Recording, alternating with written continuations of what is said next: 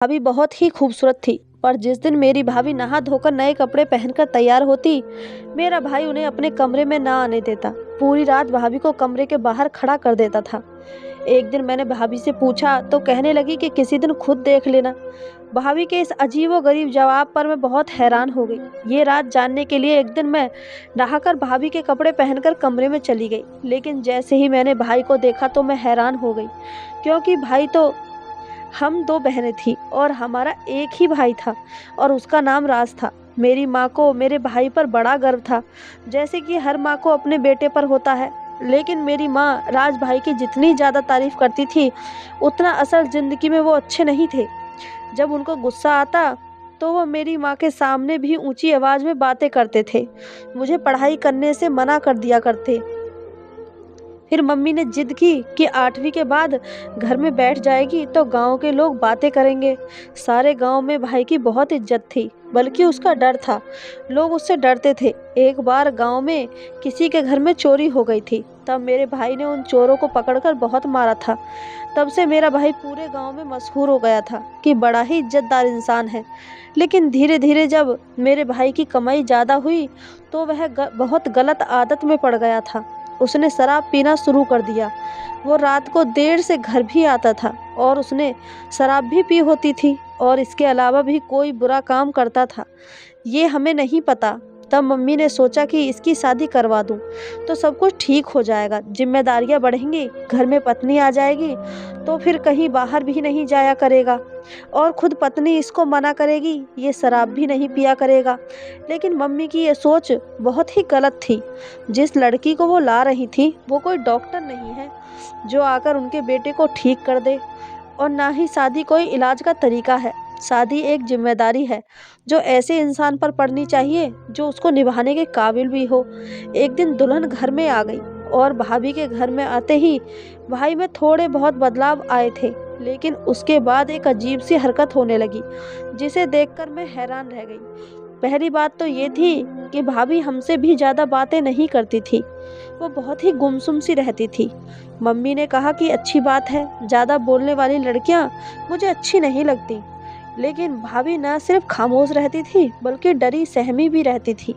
मैंने अपनी मम्मी से कहा कि भाभी के साथ कोई परेशानी है, कहीं भाई इसके साथ लड़ता तो नहीं है। तो मम्मी ने कहा ऐसा बिल्कुल भी नहीं है। इस खानदान के मर्द अपनी पत्नियों से बहुत प्यार करते हैं। तेरा भाई तो बड़ा आशिक है। वह तो 17 साल का था तो कहता था कि मेरी शादी करवा दो। फिर घर की जिम्मेदारियों में उलझ गया। इतना खूबसूरत नौजवान है, इसको तो खुश होना चाहिए कि इसे इतना खूबसूरत पति मिला है। पूरे गांव में मेरे बेटे जैसा कोई नहीं है। मेरी माँ तो बस भाई की तारीफ करना शुरू हो जाती थी, लेकिन भाभी को कोई तो तकलीफ थी। एक दिन मैं ये देखकर हैरान रह गई कि भाभी मेरे भाई के कमरे के बाहर खड़ी थी, जैसे किसी स्कूल में किसी बच्चे को क्लास से बाहर निकाल दिया जाता है और कहा जाता था कि तुम क्लास रूम से बाहर खड़े हो जाओ, जबकि रात का वक्त था। उस वक्त तो भाभी को अंदर होना चाहिए था। उसने सर झुकाया हुआ था। जब मैं पास में गई तो मुझे देखकर उन्होंने अपने आंसू साफ कर दिए थे, और आज तो उन्होंने नए कपड़े पहने थे और वो नहाकर आई थी। मैंने कहा भाभी आप बहुत ज़्यादा प्यारी लग रही हैं। मेरी भाभी के लंबे बाल थे, उनका नाम उमा था। मैंने कहा कि आप बहुत खूबसूरत लग रही हैं, आप ऐसे बाहर क्यों खड़ी हैं और रो क्यों रही हो? तो उन्होंने कहा कि नहीं, रो नहीं रही, मेरी आंख में कोई चीज़ चली गई थी, लेकिन मुझे पता था कि वो रो रही थी। मैंने कहा यहाँ क्यों खड़ी हैं, भाई तो कमरे में है, फिर आप बाहर क्या कर रही हैं? तो कहने लगी कि ऐसे ही खड़ी हूँ, मुझे लगा कि वो मुझे बताना नहीं चाह रही हैं, इसलिए मैं भी वहाँ से किचन में चली गई और अपने लिए खाना बनाने लगी। किचन से भाई के कमरे का दरवाज़ा नज़र आता था। अभी तक भाभी वहीं पर खड़ी थी। जब तक मैं खाना बनाती रही, मैंने रोटियां बनाई, कुछ सब्जियां भी बनाई। भाभी वहाँ से टस से मस ना हुई। मेरी तरफ भाभी की पीठ थी। शायद भाभी रो भी रही थी, लेकिन वहाँ क्यों खड़ी थी? भाई तो कमरे में बैठा था, कमरे का दरवाज़ा भी खुला हुआ था। भाभी तो नहाकर आई थी, इतना प्यारा सूट पहनकर खूबसूरत लग रही थी। भाई को तो चाहिए था कि उनको कमरे से बाहर न जाने देते, लेकिन वह बाहर खड़ी थी। मैं खाना बनाकर अपने कमरे में चली गई और जब सुबह को वापस आई तो भाभी वहाँ पर नहीं थी, लेकिन कल रात पता नहीं वह वहाँ पर खड़े होकर क्या कर रही थी। मैंने इस बात को इग्नोर कर दिया। उसके बाद 2 दिन गुजर गए। एक दिन भाभी हमारे साथ बैठी थी कि भाई का फ़ोन आया। उसने कहा कि दोपहर का खाना घर पर नहीं खाऊंगा और भाभी का कहना था कि खाना सिर्फ उनके साथ ही खाएंगी। बहुत देर से भाभी को बहुत भूख लगी हुई थी। फिर मैंने उनको कहा कि भाई तो नहीं आए, चलिए आज आप हमारे साथ बैठकर खाना खा लीजिए। लेकिन जब वो हमारे साथ बैठी तो मम्मी ने इधर उधर देखना शुरू कर दिया। उन्होंने कहा कि अजीब सी बदबू आ रही है, तुम कहीं कमरे में पोछा मारना तो नहीं भूली हो। तो मैंने कहा कि मैंने तो सारे कमरे में पोछा मारा है, पता नहीं कहाँ से आ रही है। मेरी भाभी सर झुकाकर बैठी रही और जल्दी खाना खाकर वहाँ से चली गई। भाभी जैसे ही वहाँ से वापस गई, अचानक से बदबू खत्म हो गई। मेरी माँ ने कहा कि लगता है कि बदबू उसी से आ रही थी, लेकिन ये तो वैसी नहीं है। फिर ऐसी गंदी होकर क्यों फिर रही है? क्या ये नहाती नहीं है? मैं इसको समझाती हूँ। मैंने मम्मी को रोक दिया। मैंने कहा मम्मी अच्छा नहीं लगता, हो सकता है कि उनका नहाने का दिल ना कर रहा हो। तो मेरी मम्मी ने कहा कि क्यों, ये कौन सा ठंड का मौसम है जो उसका नहाने का दिल नहीं कर रहा? ये जून का महीना है, इसमें तो रोज़ नहाना चाहिए और शादीशुदा औरत को तो अपने आप को बहुत ज़्यादा साफ रखना चाहिए। मर्दों को तो इस तरह की बातें अच्छी नहीं लगती। और तू भी ये बात अपने दिमाग में रख, जब तेरी शादी होगी तो साफ सुथरी रहना, नहीं तो तेरा मर्द तुझे अपने दिल से उतार देगा। ये बात मैं तेरी भाभी को समझाना ज़रूरी है, मैं बात करके आती हूँ। मम्मी वहाँ से चली गई। अब भगवान जाने उनको क्या कहा था और उनको ये बात कितनी बुरी लगी होगी। लेकिन वो अगले दिन भी नहीं नहाई और उनको नहाए हुए 6 दिन हो गए थे। एक दिन सुबह सुबह उनके हाथ में नए कंगन थे। उनका सारा सामान हमने ही खरीदा था और शादी के बाद से वह बाजार भी नहीं गई थी। इसलिए मैंने पूछा, भाभी ये कंगन कहाँ से आए? तो उन्होंने कहा कि तुम्हारे भाई ने सुबह सुबह ही दिए हैं। वो इस बात पर ज़्यादा खुश नज़र नहीं आ रही थी। मैंने कहा कि लगता है आजकल भाई का मूड बहुत अच्छा है। अच्छी बात है, गिफ्ट देने से मोहब्बत बढ़ती है। तो भाभी ने कहा कि हाँ, अभी तो मूड अच्छा है, लेकिन पता नहीं रात तक कब सबसे ख़राब हो जाएगा। मैंने कहा क्यों, वो क्यों ख़राब हो जाएगा? क्या आपने उनकी कोई बात नहीं मानी? तो कहने लगी नहीं कुछ नहीं, लेकिन बहुत ज़्यादा परेशान लग रही थी। जैसे कोई इंसान पाप करने से पहले परेशान होता है या कोई ऐसा काम करने लगता है जो उसे पता है कि मुझे नहीं करना चाहिए और उसको पता है कि मैं ये काम गलत कर दूंगा। मेरी भाभी बहुत डरी हुई थी। थोड़ी देर के बाद वो नहाने चली गई। क्या वो नहाने की बात कर रही थी? लेकिन नहाना तो ऐसी कोई बात नहीं है जिसमें कोई गुस्सा करे। भाभी के शरीर से बहुत बदबू आ रही थी। भाभी नहाकर वापस आई तो बहुत प्यारी लग रही थी। आज उन्होंने फिर से नए कपड़े पहने थे। मैंने उनको ये नहीं कहा कि इसी तरह नहा धोकर रहा करें, अच्छी लगती हो, पर उनकी तारीफ़ की ताकि वो खुद समझ जाएं। नहा धोकर रहेंगी तो सब उनकी तारीफ़ करेंगे। लेकिन जब भाई घर आए तो फिर से एक मंजर देखकर मैं हैरान रह गई। भाई घर आ चुके थे और मेरी भाभी फिर से दरवाजे के बाहर ही खड़ी थी। इस बार तो वो रोज़ से तेज रो रही थी। मैंने कहा क्या हुआ भाभी? उन्होंने मुझे चुप रहने का इशारा किया कि जाओ नहीं तो तुम्हारा भाई सुन लेगा। मैंने कहा कि क्या हुआ, क्यों रो रही हो और क्यों कमरे से बाहर खड़ी हैं? वो कहने लगी कि तुम भी एक दिन समझ जाओगी। भाभी कहने लगी ये सब कुछ क्यों होता है और ये मेरे साथ क्यों हो रहा है? इतना कह के भाभी ने रोना शुरू कर दिया। मैंने भाभी का हाथ पकड़ा और उनको एक तरफ ले गई। मैंने कहा क्या बात है, मुझे पूरी बात बताइए। तो वह कहने लगी कि तुम्हें पता है तुम्हारा भाई शराब पीता है। मैंने कहा कि हमें पता है, लेकिन मम्मी कहती थी कि शादी हो जाएगी तो ये सब कुछ छोड़ देगा। मेरी भाभी ने कहा कि क्यों छोड़ देगा, कैसे छोड़ देगा? उसने ये सब कुछ नहीं छोड़ा है। मैंने कहा कि ठीक है, अगर वह शराब पीते हैं, लेकिन उस बात से क्या मतलब है? आप यहाँ क्यों खड़ी हैं? उन्होंने आपको बाहर निकाला है? तो कहने लगी नहीं, मुझे नहीं पता, मुझे कुछ नहीं पता, मुझे छोड़ दो, मुझे वहीं पर खड़ा रहने दो। मुझे तो ये बात समझ नहीं आ रही थी। थोड़े दिनों के बाद फिर से भाभी ने नहाना छोड़ दिया। उनके शरीर से फिर से बदबू आने लगी। वो भी बहुत ज़्यादा गर्मी का मौसम था। कोई भी इंसान अगर 5 से 6 दिन तक नहीं नहाएगा तो उसके साथ यही होगा।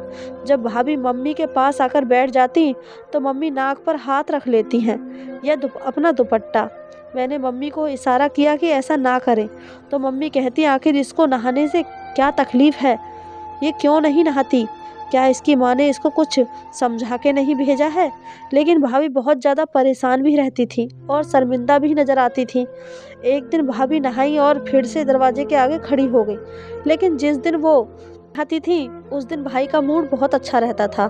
उनके लिए गिफ्ट भी लाते थे और कभी-कभी रात को उनके लिए बिरयानी भी लाते थे, क्योंकि घर में दाल रखी होती थी और भाभी ने कहा था कि दाल खाने का मन नहीं है। इतने नखरे तो उनके उठाते ही थे। फिर ऐसा क्यों कर रहे थे कि जब भी वो नए कपड़े पहनकर नहा धोकर साफ सुथरी हो जाती हैं तो उनको कमरे से बाहर निकाल देते हैं। इन सारी बातों का क्या मतलब था? मम्मी तो कहती थी कि मर्द को साफ सुथरी औरत अच्छी लगती है, जिसके शरीर से बदबू आ रही हो। उसने अच्छे से बाल बनाए और नया सूट पहना हुआ था। मेरी भाभी बहुत ही खूबसूरत थी। उनका रंग गोरा था, उन पर हर कलर बहुत अच्छा लगता था। लेकिन ये क्या चक्कर था कि जिस दिन भाभी बहुत ज़्यादा खूबसूरत और साफ़ सुथरी नज़र आती थी, उसी दिन भाई उनसे झगड़ा करके उन्हें कमरे के बाहर निकाल देते थे। और जिस दिन भाभी के शरीर से गंदी बदबू आ रही होती थी, उस दिन भाई उनकी सारे नखरे उठाते थे, उनके लिए गिफ्ट भी लेकर आते थे। अब मुझे कुछ ना कुछ तो करना ही था, लेकिन मुझे शक हो गया था कि इस घर में ये सब कुछ क्या हो रहा है। मेरे भाई किस किस्म के इंसान थे? जब मैंने एक दिन ज़बरदस्ती भाभी से पूछा तो कहने लगी, तुम्हें सब पता चल जाएगा। और एक दिन मुझे सच जानने के लिए मौका भी मिल गया। सुबह सुबह अचानक से भाभी अपने मायके चली गई। उनके घर से कॉल आई थी कि उनके पापा की तबीयत खराब है। मेरी मम्मी भी घर पर नहीं थी, अपनी किसी सहेली के घर गई थी। मुझे मेरी भाभी ने कहा कि तुम्हारा भाई फ़ोन नहीं उठा रहा, जब वो आए तो उनको बता देना कि मेरे पापा की तबीयत खराब है, इसलिए मैं मायके गई हूँ, नहीं तो वो मुझे डांटेंगे। मैंने कहा, क्यों डांट पड़ेगी? क्या अपने मायके जाना बुरी बात है क्या? आप अपने मायके नहीं जा सकती हैं? तो उन्होंने कहा कि बिना बताए तो नहीं जा सकती ना। मैंने कहा कि मैं हूँ ना, मैं भाई को बता दूंगी, आप आराम से जाइए। भाभी जल्दी में अपना फ़ोन घर पर ही भूल गई। उनके पापा की तबीयत खराब थी, बाप बेटी का मामला था। लेकिन आज मेरे दिमाग में एक आइडिया सूझा था और मैंने सोच लिया था कि मुझे क्या करना है। भाई घर आया तो सीधे कमरे में चला गया। कमरे के दरवाजे के बाहर पर्दा तो रहता ही था।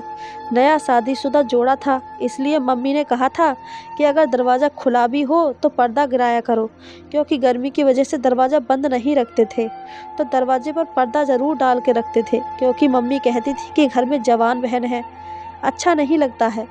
भाई कमरे में चला गया और वहाँ से आवाज़ देने लगा कि मेरे लिए पानी लेकर आओ। मैं जल्दी जल्दी नहा धोकर भाभी के कपड़े पहनकर पर्दे के आगे खड़ी हो गई। इस तरह खड़ी हो गई कि भाई को सिर्फ मेरे पाँव ही नज़र आ रहे थे और मैंने चप्पल भी भाभी की ही पहनी थी। मैं भाभी की तरह खूबसूरत थी, मेरा रंग भी भाभी जैसा ही था। जब मैं वहाँ पर खड़ी हुई, भाई ने देख लिया कि मैं बाहर खड़ी हूँ। उसके बाद मेरा भाई अजीबो-गरीब किस्म की बातें करने लगा। मुझे पहले तो समझ नहीं आ रही थी, पर जब समझ आई तो मेरे कदमों तले से ज़मीन निकल गई। मेरे भाई ने कहा, अच्छा तो आज फिर से नहाई है? अच्छा तुम मुझे एक बात बता कि तू बहुत अच्छी है, बड़ी खूबसूरत है, नहाएगी नहीं तो मैली हो जाएगी, तेरे हाथ पाँव काले हो जाएंगे, इसलिए तू रोज़ रोज़ नहा कर आती है। और कोई चीज़ उठाकर मेरे पैरों की तरफ फेंक दी। अब क्या भूत बनकर खड़ी है? तुझे तेरी औकात याद आ गई है? मेरे आने से पहले ही नहाने की गलती की है, मेरे आने से पहले उस जगह खड़ी हो गई है। इसका मतलब है तुझे बेइज्जती की आदत हो गई है। अब बातों से नहीं बल्कि तुझे लातों से सीधा करना पड़ेगा। बातों की तो अब तुझे आदत हो गई है, मुझे अपने हाथ चलाने पड़ेंगे। जब मैंने कहा कि मुझे नहाई हुई औरत पसंद नहीं है तो क्यों नहाती है, मेरा भाई इतनी बुरी तरह चिल्ला रहा था। अब मुझे समझ आया कि भाभी उनसे क्यों डरती थी। आज मुझे पता चल गया था कि मेरा भाई इस बात पर उन्हें डांटने लगता था कि वो नहाई क्यों, लेकिन इस बात की समझ नहीं आ रही थी कि उनको इस बात से क्या परेशानी थी। मेरे भाई ने बहुत बातें सुनाना शुरू कर दिया। जिस काम से मना किया है फिर भी उसे करती है, मेरे साथ जिद लड़ाती है। तू क्या चाहती है कि मैं गुस्सा करूं? मेरा गुस्सा तुझे अच्छा लगता है? थोड़ी देर के बाद भाई बुरी बुरी गालियां देने लगा। मेरे सब्र का बांध खत्म हो गया। मैंने अचानक से पर्दा हटाया तो भाई मुझे देखकर हैरान रह गया और मैं भी भाई को देखकर हैरान रह गई, क्योंकि मेरा भाई सामने बैठा कोई ऐसी चीज़ खा रहा था जिससे बहुत ही बुरी बदबू आ रही थी। मेरे भाई ने कहा कि तुम यहाँ पर अपनी भाभी के कपड़े पहनकर क्या कर रही हो? तुम्हारी भाभी कहाँ है? मैंने कहा कि आप क्या कर रहे हैं? क्या खा रहे हैं? ये खाना तो सेहत के लिए अच्छा नहीं है, इसको नहीं खाना चाहिए। तो मेरे भाई ने सिर झुका लिया और कहा कि इसका मतलब है कि सारी बातें तुमने सुनी हैं? मैंने कहा कि मैंने सारी बातें सुन ली हैं, और अब आप मुझे बताइए कि क्या बात है? भाभी के साथ इस तरह का व्यवहार क्यों कर रहे हैं? आपको इतनी अच्छी पत्नी मिली है और आप उनके साथ ऐसा व्यवहार कर रहे हैं, और आप यहाँ बैठकर ये गंदगी क्यों खा रहे हैं, जबकि घर में अच्छा खाना आपके लिए बनाया गया है। भाभी अपने मायके गई है, उनके पापा की तबीयत खराब हो रही थी। कहा था कि मैं आपको बता दूं, लेकिन मैं इस घर में होने वाली हरकतों की वजह से बहुत परेशान थी, इसलिए मुझे ये देखना था कि आप भाभी पर गुस्सा क्यों करते हैं। फिर भाई ने मुझे आराम से सारी बातें बताई। मैं हैरान ही रह गई। उन्होंने कहा कि पहले हमारे घर में बहुत ज़्यादा गरीबी थी, तो उस वक्त तुम 3 साल की थी। तुम्हें ये बात याद नहीं होगी कि हमारे घर में इतनी गरीबी थी कि खाने को 1 रुपया भी नहीं होता था। मैं घर के कोने कोने झाड़कर एक एक सिक्का जमा करके सामान लेकर आता था, तब हम तीनों लोग खाते थे। उसके बाद मैंने बड़ी कोशिश की, लेकिन मुझे कोई काम नहीं मिला। मैं शकल का तो अच्छा था, लेकिन मैं कोई काम नहीं जानता था और पढ़ाई की डिग्री भी नहीं थी। मुझे समझ नहीं आता था कि मैं क्या करूं। फिर पापा भी इस दुनिया से चले गए। तब मैं एक पंडित के पास गया और उसने मुझे कहा कि तू एक काम कर, तो तेरे पास दौलत खत्म नहीं होगी, लेकिन इस काम में तुझे नहाना नहीं है, गंदी चीज़ें खानी है, गलत काम करना है, कोई अच्छा काम नहीं करना। अगर कल को तू शादी करता है तो फिर अपनी पत्नी को भी कहना कि वो भी गंदगी में रहे, वरना वो नहाएगी तो तुम्हारे पास से दौलत खत्म हो जाएगी। उसने मुझे पढ़ने के लिए कोई चीज़ भी बताई थी, और जब मैंने ये सब किया और मैं गंदगी में रहने लगा, गंदी चीज़ें खाने लगा, गलत काम करने लगा, तो सच में हमारे घर में दौलत आने लगी, और आज भी घर दौलत से ही चलता है। तुम खुद बताओ, क्या चीज़ है जो घर में नहीं है? क्या आज तक मैंने कभी कहा है कि ये चीज़ मैं नहीं लाकर दे सकता, मेरे पास पैसे नहीं हैं? मैं शादी भी नहीं करना चाहता था, क्योंकि कोई भी औरत मेरी बात नहीं मानेगी। माँ नहीं मानी, इसलिए तुम्हारी भाभी को कहता हूँ कि वो गंदगी में रहे। 4-5 दिन गंदी रहती है तो फिर उसको कुछ हो जाता है, जिद करती है कि मैं प्रार्थना करना नहीं छोड़ सकती, और जाकर नहाकर लेती हूँ। इसलिए जिस दिन भी वो नहा धोकर साफ सुथरी कपड़े पहनकर मेरे उससे झगड़ा हो जाता है, मैं गुस्से से उसे कमरे से बाहर निकाल देता हूँ, क्योंकि अगर वो इस तरह सफाई में रहने लगी तो मेरी दौलत आना बंद हो जाएगी। मेरे भाई ने अपना सिर पकड़ लिया और मैंने भी अपना सर पकड़ लिया। मैंने अपने भाई को कहा कि आप किस तरह की बातों में पड़े हैं? आपको ये गलत बात किसने कही है? आप मेहनत करते हैं इसलिए आपको पैसे मिलते हैं। भगवान ने सबका पेट भरने का वादा किया है। जो मेहनत करता है भगवान उससे खुश होता है। आप ये बहुत गलत कर रहे हैं भाई, आपको इसकी सज़ा मिलेगी। जो भी आपके पास है वो भी चला जाएगा। आप ये सब कुछ करना छोड़ दें, ये गंदी चीज़ें ना खाएं। मैंने वह चीज़ उठाकर कूड़े में फेंक दी और भाई को समझाया। भाई ने कहा कि अगर फिर से हम गरीब हो गए तो फिर और तुम्हारी भाभी ही जानना।